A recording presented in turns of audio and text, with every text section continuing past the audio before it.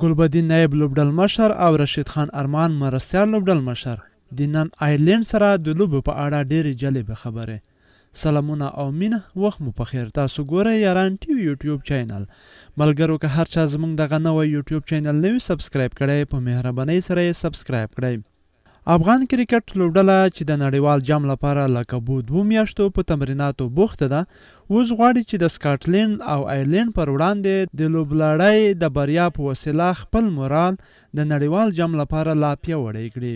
افغان لوبډلې له سکاټلند سره سیریز د بهرني اصولو له مخې وګټه او اوس د یکشنبې په ماسپښین د مۍ په 19مه نیټه له سترې حرفیې لوبډلې سره د 2 ورځنۍ لوبو لړۍ پیلوي.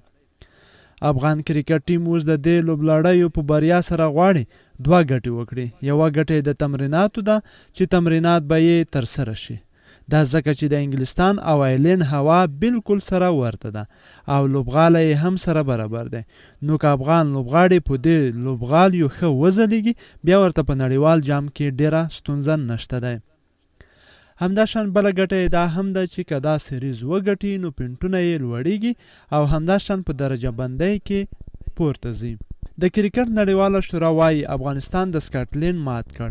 ښایي له آیرلینډ هم لوبې وګټي، خو ویسټ انډیز بنګلادیش نن سبا سختې لوبډلې دي او ښایي افغان لوبډله یې په ماتولو کې له ستونزو سره مخامخ شي. خو موږ بیا وایو که افغان لوبډله ښه توپوهنه وکړي، لرې نه ده چې د دې دواړو لوبډلو سربیره په نورې لوبډلې به هم ماتې کړي.